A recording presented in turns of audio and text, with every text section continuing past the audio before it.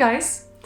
So I asked you like 100 years ago for questions for my next Q&A, and it's been a while since that, but now I am finally sitting down to answer your questions. And I thought I would divide it into two parts. So first I will answer the more like business related stuff, and then in the end I will get to the more off-topic personal questions. So Megan Gardner says, "Hi Louise, I like watching your videos and love your art." Thank you so much. I can't remember from your videos whether you are a full-time artist or if you do it part-time. Did you have fears before making the decision to pursue art as a career? And what convinced you that making art is what you want to do and you were going to make it work? Well, I do this full-time, but I don't exactly make art full-time. It's not like I live that like quintessential artist's life where I go up in the morning and I go into my studio and I paint all day.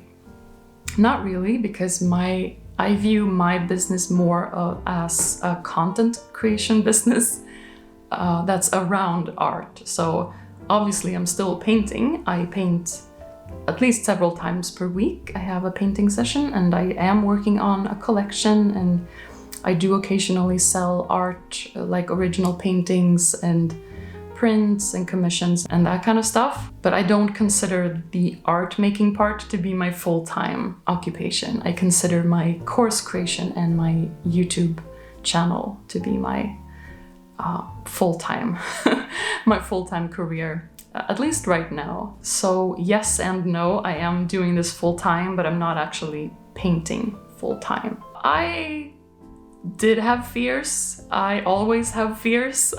I am like a terrified person in general, but I have always been, and this kind of ties into some of the other questions. For example, Renata Pierre, I'm sorry for slaughtering your names, but Renata asks, how did you know you were able to start your own business? Did you just throw yourself in there and got started, or have you always been an entrepreneur type person? So I'm gonna answer those two questions as one because I feel that they are similar. Yes, I guess I am an entrepreneur type of person. I discovered quite early on in my life that I was not suitable for, traditional employment, working for someone else, working 9 to 5, because I'm highly sensitive. I'm a highly sensitive person. I'm introverted. I don't do well in like open office environments or just sitting at a desk and being constantly interrupted and sitting in meetings and all of those things. I have worked for companies in the past as a digital strategist, copywriter, and coder, but those never lasted for more than 5 or 6 months, might have been my longest employment.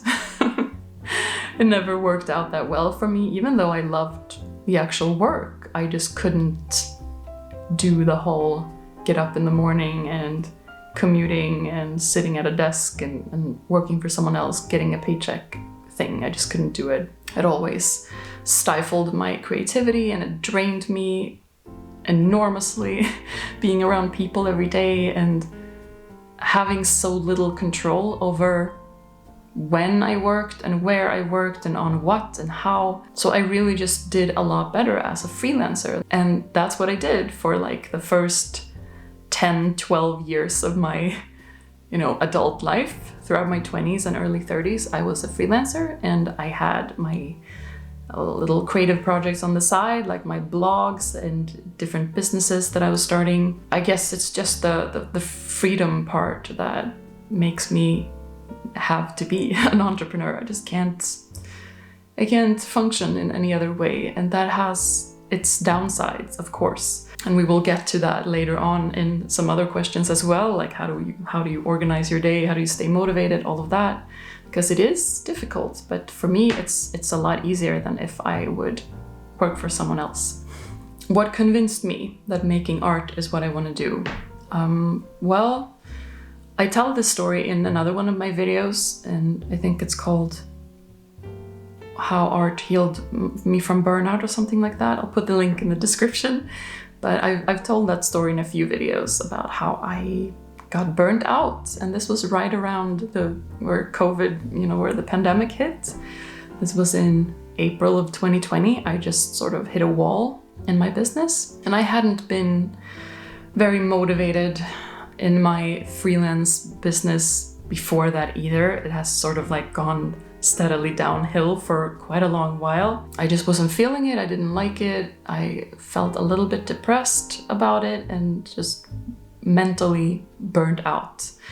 And so that's when I went on sick leave and I started painting like as a therapeutic practice. And I figured that, wow, since I love this so much, I love painting, it's not draining me, it's actually energizing me. And I would like to do this every day.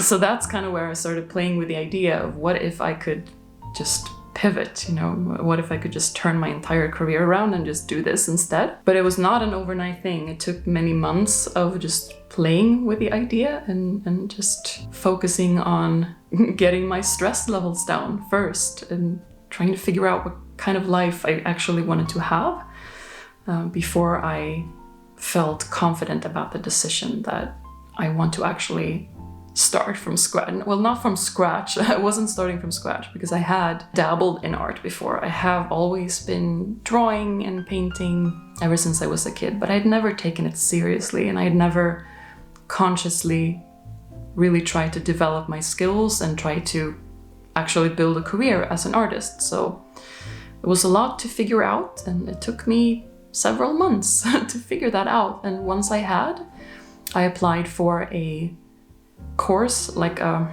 community college type courses, and this one was, I could take it from home. There were like lectures and exercises and resources that I could get online, and then I could just do my work at home and then upload it and get like critique and see what the other students had done. So I took 2 of those courses actually and I took them in parallel for a semester to just sort of feel like I was getting the fundamentals of art making. It made it feel more official to me. I don't consider those courses to have been instrumental in any way. It felt good to get the permission to just make art full time and to study art and feel like I was actually restarting my life in that direction. So that also built some confidence in me. And at the side, I was doing my other painting practice, and I was watching YouTube tutorials and taking Skillshare classes and practicing watercolors and experimenting a lot with different mediums, different subjects, trying to figure out what I wanted to paint. I didn't really know that in the beginning. I just knew that I liked making art, and it took me a while to actually find my thing, like my subject, my medium, my process, and start to actually feel like a proper artist or whatever that is. It took me probably like 6 months to a year to really feel like, okay, I'm actually doing this now. I'm not a freelance writer, web designer anymore. I am an artist. And right around there is when I started my YouTube channel and made it even more real. I've always been like this. Once I have set my sight on something and it feels good in my heart, I usually don't have any trouble with like strategizing and making the plans and taking the steps and doing the work to get it started. I can usually do that pretty quickly once I have the motivation. Once I knew that that's the direction I wanted to go, I just went for it, and I Googled and I YouTube searched and I took classes and I journaled a lot. I journaled like every day, just trying to get all the thoughts out of my head, and I made art like an obsessed person. Okay, so I guess I've answered those 2 questions. I did have fears, but my determination was way bigger than my fears, and I've always known that I can make things happen on my own. I've trained myself in that my entire adult life. Ever since I was in my early 20s, I have been going out on my own and trying to find ways to make money off of my skills.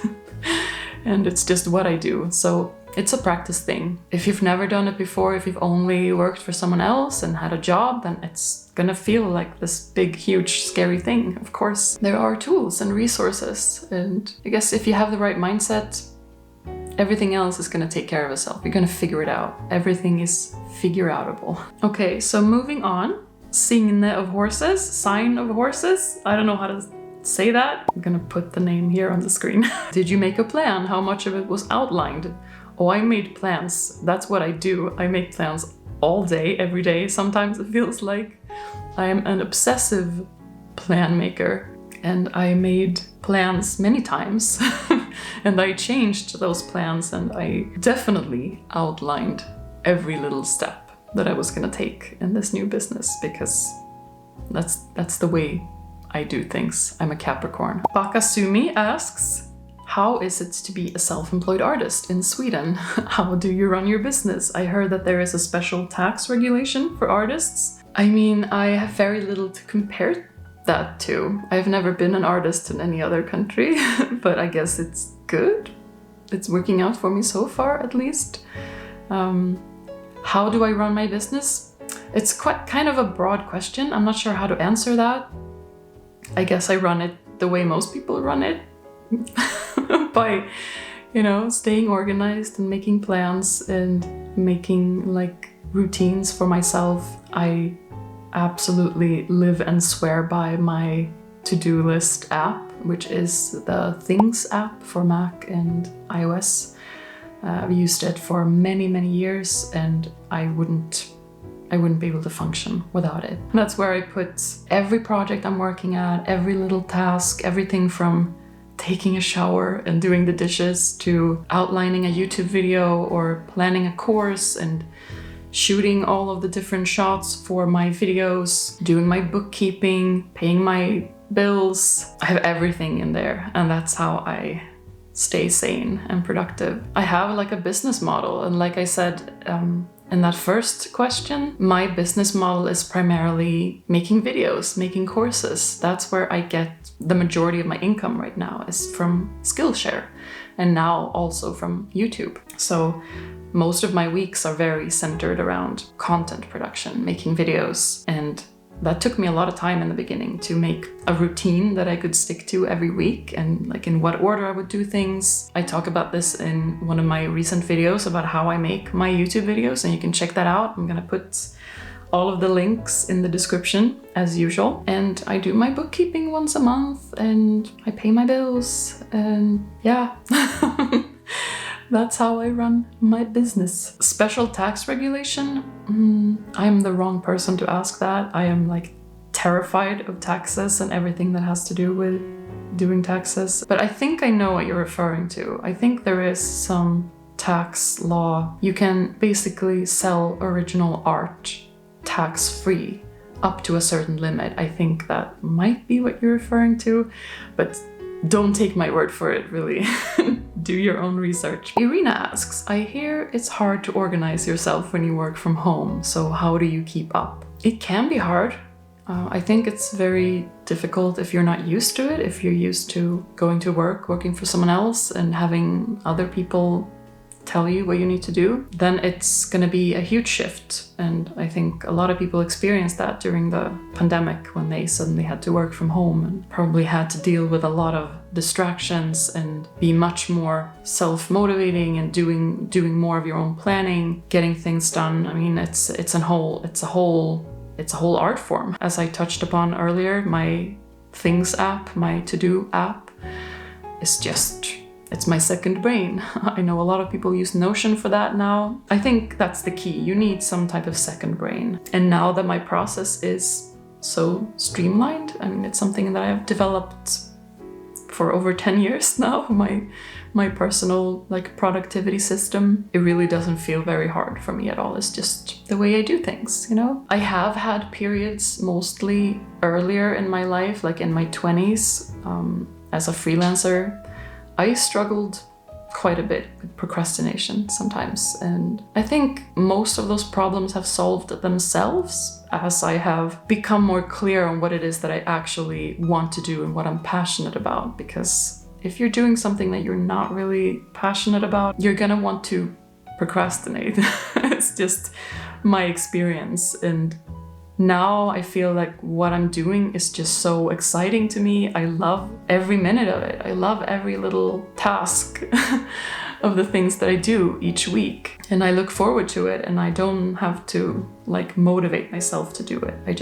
I just love doing it. I think it just has to do with what you're used to. I mean, honestly, I don't see how people who don't work from home manage to keep up and stay motivated and not procrastinate. I guess some of it comes down to what kind of person you are, if you're an introvert or an extrovert. And some of it is just practice. It's just, I've practiced working for myself, working from home for so many years now that it's just another day at the office. So Anthony asks, and this is a 3-part question, so I'm going to take it just one question at a time. So the first one is, what are your ideal and realistic long-term goals, 10 to 20 years?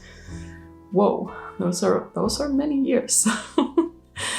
I don't know, to be honest. I have transitioned away from being a goal setter. I don't really set goals in that way anymore because I want to remain more open to other possibilities. I want to go in the direction that I'm inspired to go in. And I have no idea what I will be inspired by in 10 years or 20 years. I do want to continue to develop my creativity in a lot of different disciplines. I, of course, want to keep painting and drawing and trying a lot of different mediums, challenging myself in my art. And I also want to level up my singing and my piano playing, and I want to learn the guitar, and maybe I will start more YouTube channels in other creative niches. Maybe I will write novels. I don't know, I've certainly tried writing novels before. Maybe I will in the future. Who knows? Probably want to do more acting work, which is something that I have little stints of every once in a while, every couple of years. I feel this urge to do a bunch of auditions and maybe get an acting role in a short film or something, and then I lay low for a few years. But that's definitely a recurring passion of mine. So yeah, if I have any long-term goal, it would be to just keep growing as a creative, keep challenging myself, challenging my fears, completing lots of exciting projects, get to know more people, other creative people, and just have a great time, I suppose. So the second part of the question is, what part of your art do you want to dedicate more time? Everything. I want to do everything. I can't really choose. I mean, right now I'm focusing on my birds in flight collection that I've mentioned a few times, and my goal is to challenge myself to paint larger watercolor paintings because I'm scared of that. So right now that's what I want to dedicate more time to, but in a month's time it might be something else. And then the third part of that question is, will your marriage affect your career? I don't think so. If it does, it would probably be in a positive way. We were set to get married in 2020. And guess what happened in 2020 that prevented a lot of weddings? That didn't happen, and then we just haven't gotten to it, and now I don't know. I don't think it's gonna change my career in any way. I mean, it's not gonna be different from the way it is now. We live together in this house, and he has his job and his routines, and I have mine, and marriage is just paperwork in my world. Doesn't really change anything. So yeah, I hope that answered your question, Anthony. So those were the art business related questions. And now I have some more off-topic, fun, personal questions. Katie Ors asks, what was your favorite thing to do in your childhood and why? And how many languages do you speak? I speak Swedish and English. I understand a little bit of French and maybe a little bit of Spanish, but English and Swedish are my fluent languages. And what did I do as a kid?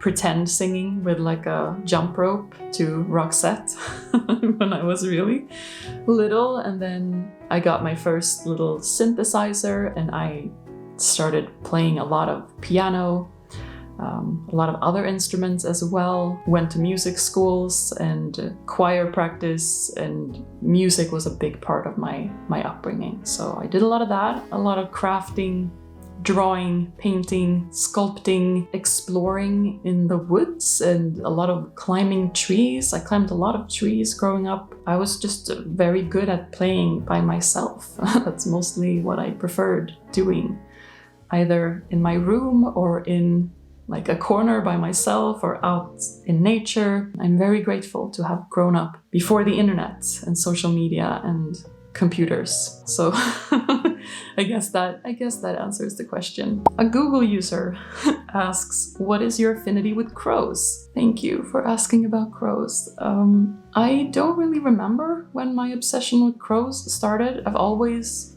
loved birds for as long as I can remember, and I think first it was owls. I was really into owls for a while in my college years. But yeah, at some point I just really fell in love with crows, with their intelligence. They are the most intelligent birds, like this most intelligent species of birds. Corvids, like crows and ravens and magpies, and I was fascinated. Fascinated with their intelligence and creativity and also the way they look. You might have noticed on my channel that I wear a lot of black. Not today, for once. I love black. It's my favorite color, and I love these birds. I find them very beautiful. You just know, don't you? If your soul was an animal, that's what they would be. And my soul is a crow. Bakasumi asks, do you have a pet? No, I don't have a pet. And that is a combination of being allergic to cats and dogs and horses, and my partner is too. We both love dogs a lot, but we're allergic. So it's just not doable for us at this point. Vera asks, and this is a two-parter as well. So I'm gonna answer the first one first, and that's, what are your favorite computer games? Mwah! I love you for asking this question. I have so many favorite games. I have played video games since I was like 6 or 7.